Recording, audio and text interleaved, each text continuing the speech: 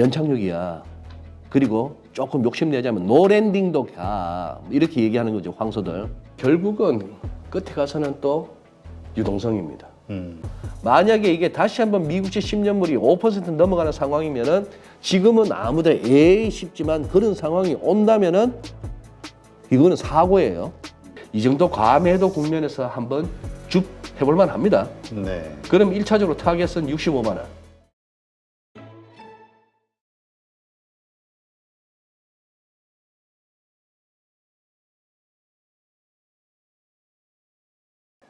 우리가 이 시장, 글로벌 시장을 리드하는 건 이제 미국인데 네. 이번에도 또 GDP가 3.3% 4분기 너무 예. 좋았다 해가지고 또 증시가 상승한 예. 이유가 됐죠.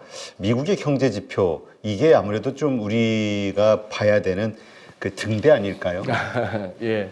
최근에 뭐 저는 미국 지표 잘 못 따라가겠는 게 무슨 뭐 엠파이어 스테이트 제조업 지수 그 뉴욕 연준에서 발표하는 거잖아요. 네. 뭐 필라델피아 반도체 지수, 필라델피아 제조업 지수, 시카고 제조업 지수 이런 것들을 보면 전부 아직도 50 아래에서 허부적거리고 있는데 며칠 전에 나왔던 그저께 나왔나?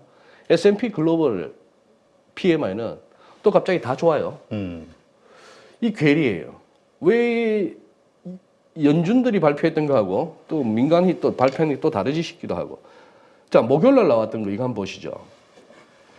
미국의 리얼 그로스 도메스틱, 리얼 GDP니까 얘들도 인플레이션 감안한 겁니다. 인플레이션 감안했고 분기별로 따지잖아요. 분기별로 따져서 이 분기 동안에 이 정도로 성장하면은 연간으로 이 정도 될 거야라고 계산까지 해서 연율 3.3%입니다. 그래서 저는 사실 저 연율 저 부분이 제 안에서 굉장히 지표 마사지가 가능하다고 봐요. 그런 줄 알아라 정도지 우리가 저걸 어떻게 다 일일이 검증을 하고 까보겠습니까? 그렇죠. 뒤에 또 보면 엑셀 자료로 쫙 해갖고 몇 페이지가 있는데 무슨 뭐 소비에서부터 무슨 쫙 나오는데 그걸 누가 들여다보고 있겠어요? 그런 줄 알아라 하는 건데 시장 예상치 2.0%. 그 숱한 월가의 내로를 하는 이코노미스트들 중에 제일 높게 본 친구가 2.5랍니다. 근데 3.3이나 나왔어요. 미국 지표도 골 때립니다. 그래서 해석하기로 3분기에 4.9까지 갔다가 살짝 낮아졌지만 경기 침체하고는 괜찮잖아. 딱 골디락스예요. 골디락스인데 이게 황소는 황소대로 좋아합니다. 그래서 그 다음 것까지 큰 흐름만 보시죠. PC 프라이스 인덱스 꺾였잖아. 어? 물가는 안 오르잖아. 이 와중에 성장도 유지되잖아. 그러면 된 거야. 연착륙이야. 그리고 조금 욕심내자면 노랜딩도 가. 이렇게 얘기하는 거죠, 황소들. 그래서 연준이 금리를 갖다가 뭐 좀 천천히 내리고 뭐 늦게 내리고 해도 괜찮아. 이게 또 새로운 불장의 논리입니다. 곰들은 야 저렇게 나오는데 금리를 내려? 이렇게 얘기하는 거예요. 뭐 이런 식으로도 합니다. 그다음 여기서는 이 그림에서는 저는 이 라스트 마일, 이 마지막 예를 들어서 42.19 중에 마지막 1마일 얼마나 힘들까 싶은데요. 아니면 축구에 비유하자면은 골키퍼로부터 시작해갖고 빌드업은 잘해왔습니다. 빌드업은 잘해와갖고 중간에 중원을 거쳐서 미드필드들을 거쳐서 페널티 박스까지는 잘 공이 왔어요. 이제 딱 골망 안으로 집어넣으면 볼만 그 안에 들어가면 2% 달성입니다. 그 앞에까지 왔는데 페널티 박스까지는 잘 왔는데 이 발이 손흥민 발이냐 우레이 발이냐 이게 중요한 거죠. 말씀하신 건 여러 가지 그 부정적인 것과 긍정적인 것들이 지금 혼재되어 있는 시장. 그래서 아마 이런 요소들이 아까 처음에 말씀하셨듯이 변동성, 각자 자기가 선호하는 지표들을 보면서 네. 플레이를 하는 각자의 그 경기 주체들 이런 거에 의해서 더 변동성이 커지는 게 아닌가 이런 생각이 드네요. 그렇죠. 네. 그리고는 결국은 끝에 가서는 또 유동성입니다. 결국 시장에 돈이 넉넉한가? 돈줄이 말라가는가? 최근에는 다시 또 돈이 넉넉해졌던 것 같아요. 넉넉해지면서 채권은 채권대로 매수세가 들어오고 주식은 주식대로 들어오고 묘한 거는 비트코인만 실컷 ETF 승인했더니만 그때부터 집 빠지네요. 알겠습니다. ETF는 어지간하면은 설거지용 같아요. ETF 그렇죠. 뭐든지 그 ETF가 나오고 나서 네 그게 좀 왜냐면 또 시장에서 그만큼 요구가 그 관련된 상품들에 대한 기초 자산들에 대한 그 반응이 뜨거우니까 그게 이제 그 경제성이 있다 판단하는 그 시점이 결국은 그때쯤이니까 그런 것 같기도 하고. 어디에선가 또 니케이 ETF 만들고 있을지도 모르겠고 곧 출시될지도 모르겠는데 어지간하면 말리고 싶습니다. 네, 알겠습니다. 자, 그러면 한국은 박스피라고 일단 보고 예. 그것이 깨질 것이냐, 깨고 위로 더 갈 것이냐, 아니면 그 좁은 박스권 내에서 계속 유지가 되면서 오히려 하락 쪽으로 갈 것이냐, 이 모든 거는 결국 또 미국 지수에 달려 있는 게 아닐까 싶은데 요즘 많은 분들이 두려워하는 게 미국이 저렇게 좋을 때 우리가 이렇게 헤맸으니 네. 이제 우리가 막상 또 좋아지려고 할 때 미국이 만약에 깨지기 시작하면 예. 이거 우리 어떻게 되는 거지? 이거에 대한 고민들 많이 하거든요. 예. 미국 어떻습니까 지금? 그러니 오늘 시장 흐름을 보면서 아시아 다른 장이 다른 나라 증시들이 좀 흔들린다고 해서 우리가 같이 흔들리지 않을 수 있다는 건 오늘 분명히 확인됐습니다. 근데 지금 대표님 말씀하신 대로 미국 장이 흔들렸을 때 그걸 갖다가 우리가 디커플링 할 수 있는가는 모르겠어요, 아직까지. 제 경험상 그런 예도 별로 없었고. 근데 미국 장이 지금 여기서 계속 갈란지 말란지가 참 애매합니다. 지금 이거 한번 보세요. S&P 500인데 S&P 500 마침내 사상 최고치를 열어버렸죠. 네. 이 2022년 초에 찍었던 이걸 갖다가 열었습니다. 4818을.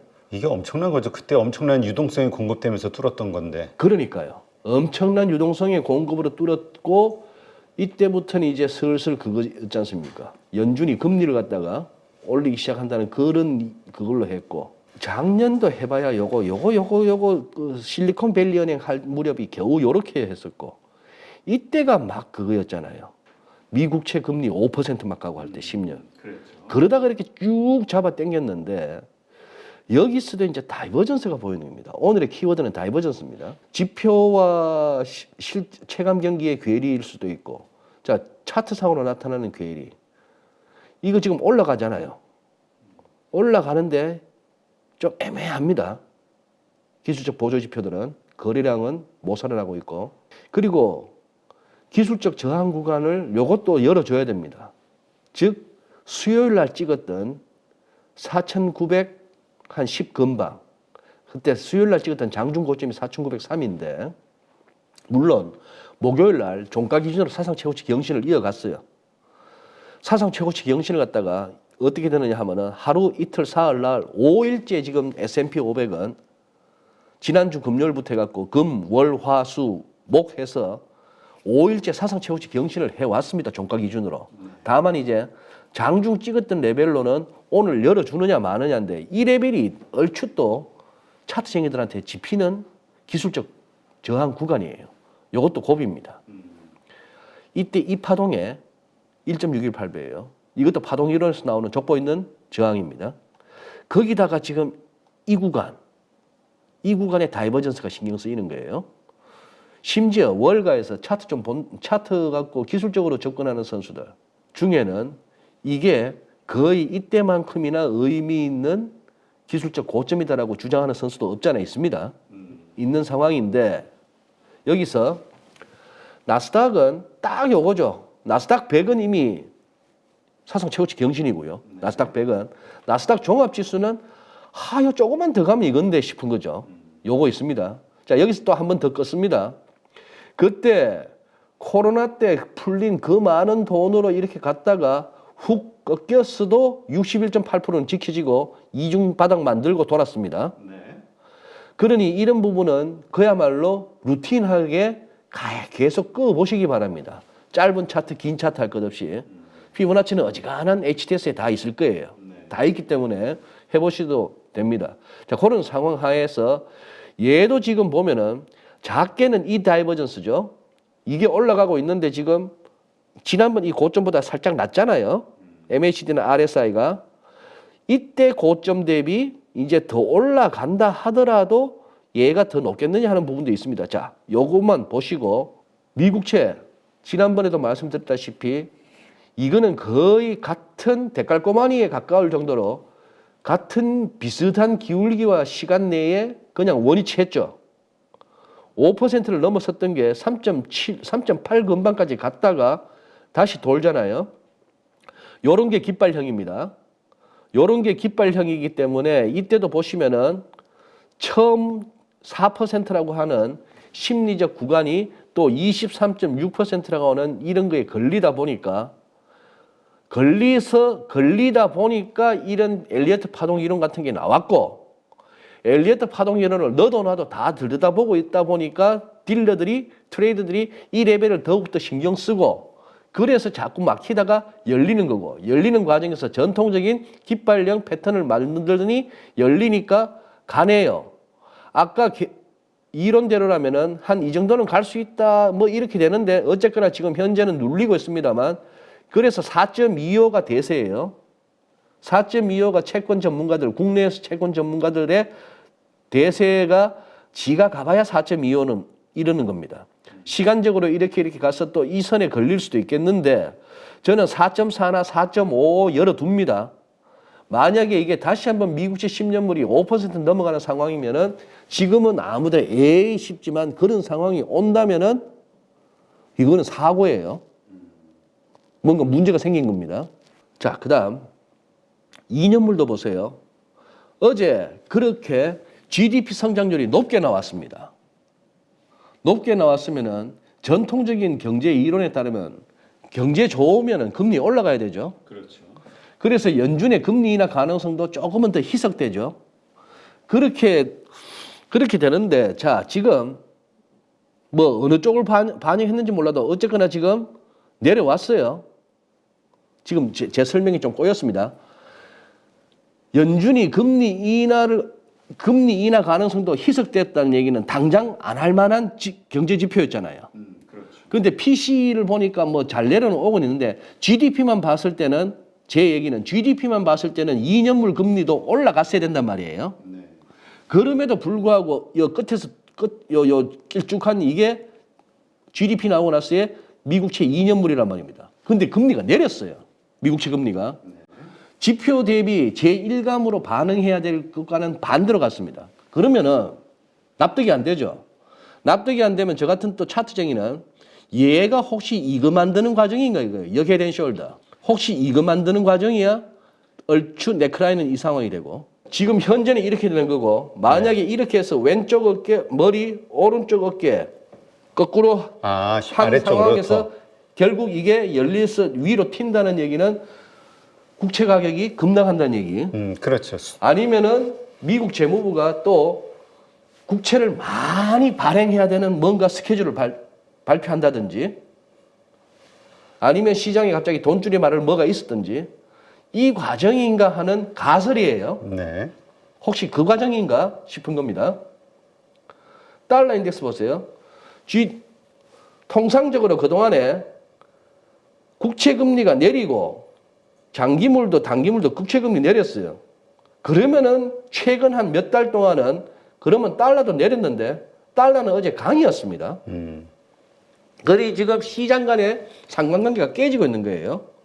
얘는 지금 여기서 103.40, 50에서 버둥버둥 거리는 게 뭐로 설명되느냐? 차트쟁이 눈에는 이게 지금 200일선하고 60일선 이게 뭉쳐있는, 5일선까지 뭉쳐있는 요 레벨이 지금 승부를 봐야 되는 거예요. 달러는 돈도 아니야라고 하는 사람들 제법 있지 않습니까? 그렇죠.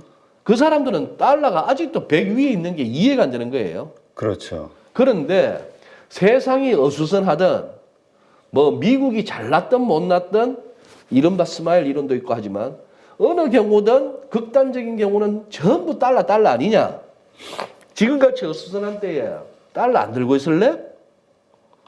연준이 QT도 하는데 뭐익하고 있는 중입니다. 이게 쉽게 승부는 안 나겠죠. 그렇죠. 그러나 문제는, 제 얘기는 깨졌다는 얘기예요. 외환 딜러들은 뭘 보고 있느냐? 국채 트레이더들은 뭘 보고 있느냐? 그 와중에 그러면 WTI 이쪽에 유가 트레이더들은 뭘 봤길래 어제 달러가 강인데도 유가가 이렇게 팍 튀어버리냐 말이죠. 얘들은 그러면 흔히 말하는 중동 정세 보고 있나요?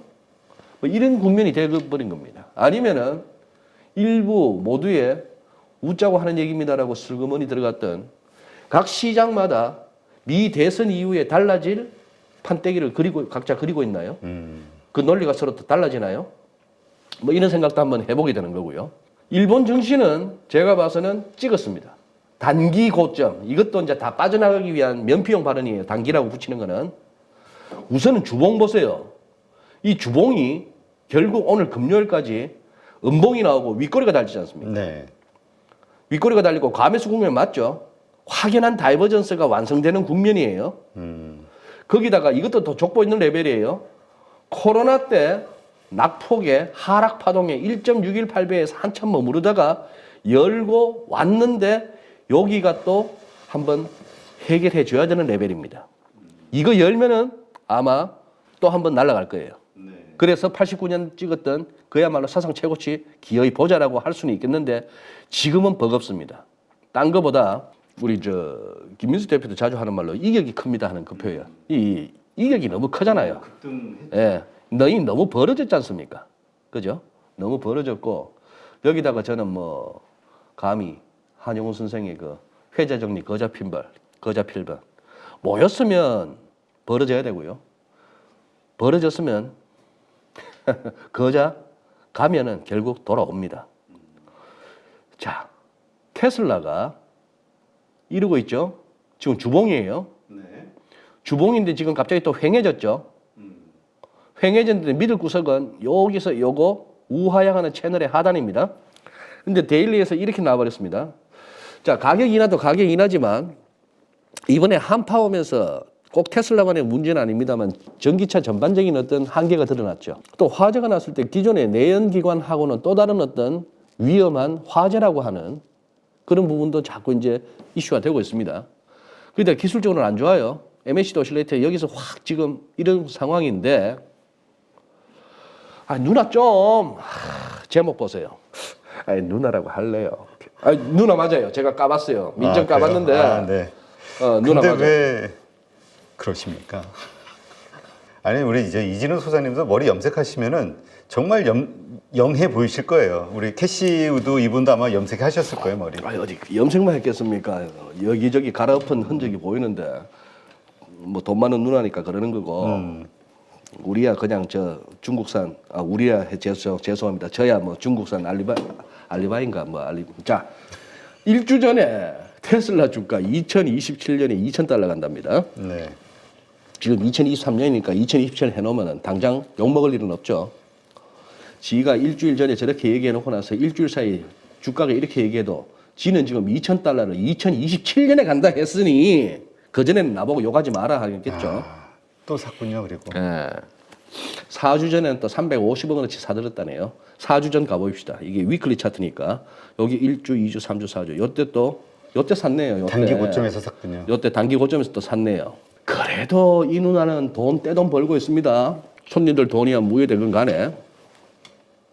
그래서 테슬라 주가 급락 다음 날을 또 기회로 삼았네요. 에코프로입니다. 자, 에코프로 정도도 피보나치 막 끄어보겠습니다.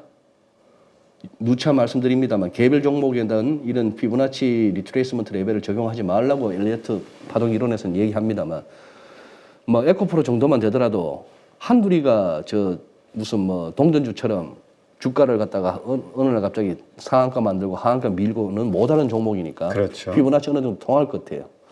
얼추 보세요. 이렇게 했다가 지금 61.8%한 65만 원 근방이 의미가 있죠. 이쯤 오면 사람들이 꼭 이 파동 이론을 알았으라기보다도 이걸 끄어봤으라기보다도 이게 사람의 심리인가 봐요. 이쯤 오면은 사고 싶어지는 그러한 걸 갖다가 1900년대 초반에 엘리어트는 그냥 수작업을 해서 이렇게 가격 흐름을 보니까 이런 경향이 있더라 하는 얘기죠. 자, 그러고 나서 이제 도는 겁니다. 도는 건데 이 정도 과매도 국면에서 한번 쭉 해볼만 합니다. 네. 그럼 1차적으로 타겟은 65만 원. 65만 원 다음에 이 65만 원에서 공방이 한참 이루어지겠네요. 지금 여기 보세요. 그러고 나서 혹시나 올라서게 된다면은 201선 근데 아마 65만 원 트라이 할 무렵 때문에 200에서 665만 원이 꽤나 근접했을 것 같아요. 그리고 마지막으로 짝대기가 아니고 오늘 바쁘게 하다가 짝대기입니다. 네. 짝대기만 이렇게 잘 끄어도 고점은 고점끼리 연결하고 저점은 저점끼리 연결하고 이렇게만 해놓고 이따금씩 일목균형표도 한번 띄워보시고 하면은 이 누나처럼 그야말로 절체절명의 변곡점에서 저런 엉뚱한 소리는 안 할 수가 있습니다. 오늘 그걸 좀 강조드리고 싶네요. 네. 네. 알겠습니다. 자, 그렇다면 하여튼 지금 우리 증시가 네. 정말 아주 상당히 큰 변곡점에 있다. 그리고 말씀하신 대로 일단 좀 위로 일본이라든가 이런 다른 쪽에서의 그 자금이 상대적으로 많이 하락해 있는 저평가를 이유로 해서 들어올 수 있는 가능성도 열려 있고 그것으로 인한 어떤 주가 반등 이런 어떤 변곡점이 올 수도 있다. 이렇게 좀 이해를 하면 되겠군요. 네, 그렇게 하고 뭐 시장 성격을 갖다 저는 뭐 이렇게 지금 시장 성격은 이렇게 보고 있습니다. 마지막 슬라이드 한 번만 더 보여주시면요. 테슬라가 지금 이런 식의 급락을 했습니다만 대표님 저는 이렇게 베팅하겠습니다. 지금 요 구간을 보시면은 이렇게 해서 지금 이 선이 깨진 건 아프죠. 네. 이 선이 깨진 건 아프고 구름대도 이탈한 건 아픕니다만 단타족들은 아마 여기서 이 우하향하는 채널에 짧은 요 우하향 채널에 이게 지금 올라가고 있고 이걸 또 깃발형으로 볼 수도 있는 이거에서 왔으면은 여기서 줍하고 싶을 거예요. 줍하기 위해서 아마 엔비디아 털 것 같습니다. 엔비디아도 갖고 있고 테슬라도 갖고 있다면 기관이든 개인이든 네. 엔비디아 좀 줄이고 테슬라를 줍할 수도 있고 아마 그런 관점으로 이렇게 우리 국내에서도 섹터별로 막 잘 나가던 게 꺾이고 그동안 이렇게 외면당하고 계속 힘들게 했던 쪽이 갑자기 급등이 나오고 하는 거는 그런 논리로 풍선 꾹꾹꾹꾹 있지 않습니까? 그렇죠. 네, 그런 시장이 한동안 이어질 것 같네요. 네, 알겠습니다. 어쨌든 또 그동안 너무나 많이 빠졌던 2차 전지 쪽, 네. 뭐 여러 전기차 이쪽 관련한 섹터들은 또 저게 하나의 또 바닥 시그널 신호가 될 수도 있겠네요. 네, 그럴 수도 있습니다. 알겠습니다. 네, 이렇게 해서 오늘도 이진호 소장님과 함께했고요. 좋은 인사이트 고맙습니다. 네, 감사합니다.